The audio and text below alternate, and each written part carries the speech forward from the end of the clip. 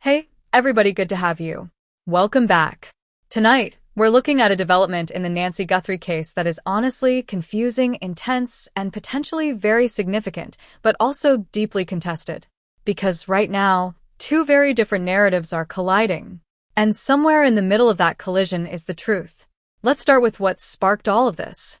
A breaking report emerged from journalist Brianna Whitney, who claims that an inside source told her investigators believe Nancy Guthrie's abduction may have been the result of a burglary gone wrong. Now pause right there. Because if that's true, it changes everything. It shifts the case from something targeted to something opportunistic.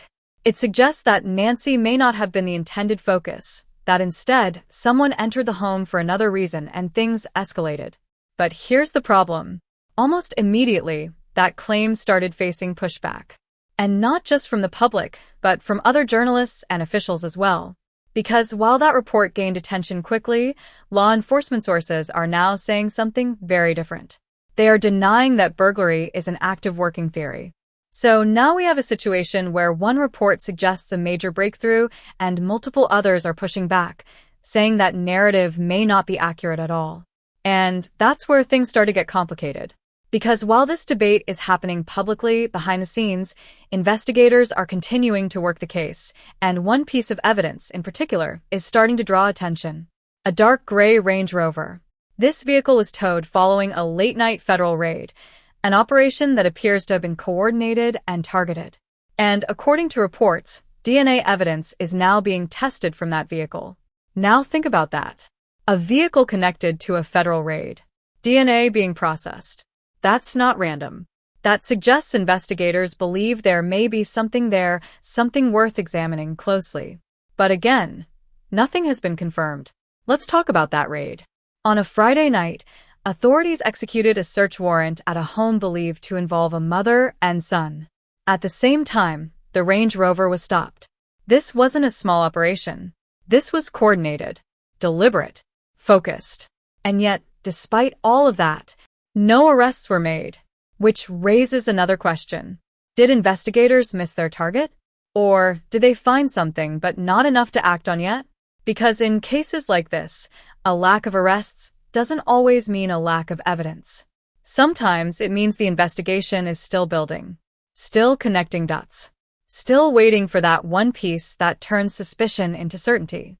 Now, there are also reports suggesting that the individuals in the home and the driver of the Range Rover may be connected. But, and this is important, that connection has not been confirmed. It's a possibility, not a fact. And in a case filled with speculation, that distinction matters. Because right now, information is moving fast, and not all of it is lining up. Let's go back to the burglary theory for a moment.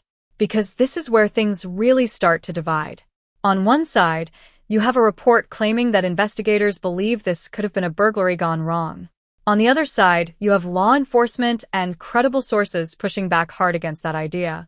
Michael Ruiz reports that burglary is not being treated as an active theory. Matt Finn confirms that even the FBI does not have a clear source for where that claim originated. And then we hear directly from the sheriff. Chris Nanos steps forward publicly and makes it clear.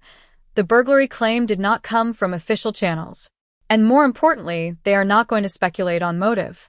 Now that statement is critical.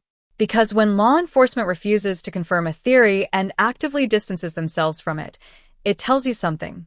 It tells you the case is still open, still fluid, still unresolved, and that any attempt to define what happened may be premature.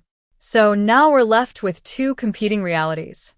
A report suggesting a possible direction, and official voices saying not so fast. Meanwhile, the investigation continues. DNA evidence is still being processed, not just from the Range Rover, but also from other items, including a glove reportedly found during the investigation. And that matters, because DNA doesn't rely on speculation.